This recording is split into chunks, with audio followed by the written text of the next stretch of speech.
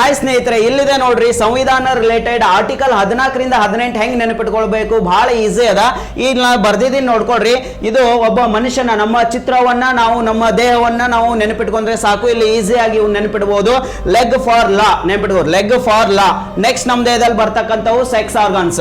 So ಅದ್ರ next ಬರ್ತಕ್ಕಂಥದ್ದು ನಮ್ದು ಹೊಟ್ಟೆ, ಅದ್ರ ನೆಕ್ಸ್ಟ್ ಬರ್ತಕ್ಕಂಥದ್ದು ಕೈ, ಅದ್ರ ನೆಕ್ಸ್ಟ್ ಬರ್ತಕ್ಕಂಥದ್ದು ತಲೆ ಮೇಲೆ ಒಂದು ಕಿರೀಟ ಅದ ಅಂತ ಇಟ್ಕೊಡ್ರಿ. ಈಗ ಜಸ್ಟ್ ಎಕ್ಸ್ಪ್ಲನೇಷನ್ ಕೊಡ್ತೀನಿ ನೋಡ್ರಿ. ಲೆಗ್ ಫಾರ್ ಲಾ ಅಂದ್ರೆ ಸೊ ಕಾನೂನಿನ ಮುಂದೆ ಎಲ್ಲರೂ ಸಮಾನರು, all are equal before law ಅಂತ ಕೊಡ್ತಾರೆ. ಆರ್ಟಿಕಲ್ 14 ಹೇಳ್ತದ. ಓಕೆ, ಇನ್ನಿಲ್ಲಿ ಸೆಕ್ಸ್ ಆರ್ಗನ್ಸ್ ಬರ್ದಿದ್ದೀನಿ. There is no discrimination under the base of sex, religion and language ಅಂತ ಹೇಳ್ತದ. ಲಿಂಗ ತಾರತಮ್ಯ ಮಾಡಬಾರ್ದು, ಪ್ರದೇಶವಾರು ತಾರತಮ್ಯ ಮಾಡಬಾರ್ದು ಅಂತೇಳಿ ಆರ್ಟಿಕಲ್ 15 ಹೇಳ್ತದ. ಇನ್ನ ನೆಕ್ಸ್ಟ್ ಬರ್ತಕ್ಕಂಥ ಹೊಟ್ಟೆ, ಹೊಟ್ಟೆ ನೆನ್ಪಿಟ್ಕೊಡ್ರಿ. ಹೊಟ್ಟೆ ತುಂಬಬೇಕಾಗಿತ್ತ ನಮ್ಗೆ ಊಟ ಬೇಕು, ಊಟ ಬೇಕಾಗಿತ್ತಂದ್ರೆ ನಮ್ಗೆ ಉದ್ಯೋಗ ಬೇಕಾ, ಹಾಗಿದ್ರೆ ಉದ್ಯೋಗ ಬೇಕಾಗಿತ್ತಂದ್ರೆ ಆರ್ಟಿಕಲ್ 16 ಹೇಳ್ತದ.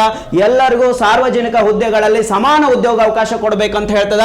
ಇನ್ ನೆಕ್ಸ್ಟ್ ಬರ್ತಕ್ಕಂಥದ್ದು ನಮ್ಮ ಕೈ. ಕೈಯನ್ನು ಯೂಶುವಲಿ ನಾವು ಹಿಂಗೆ ಮುಟ್ಟಕ್ಕೆ ಯೂಸ್ ಮಾಡ್ತೀವಿ, ಟಚ್ ಮಾಡಕ್ಕೆ ಯೂಸ್ ಮಾಡ್ತೀವಿ. ಆ ಹಿಂದಿನ ಕಾಲದಲ್ಲಿ ಸಂಪ್ರದಾಯ ಇತ್ತು, ಕೆಳ ಜಾತಿಯವ್ರನ್ನ ಮುಟ್ಟಬಾರ್ದು, ಹಿಂಗೆಲ್ಲ ಇತ್ತು. ಸೊ ಅವ್ರನ್ನ ಟಚ್ ಮಾಡಬೇಡ, ಇವ್ರನ್ನ ಟಚ್ ಮಾಡಬೇಡ ಅಂತಿತ್ತು.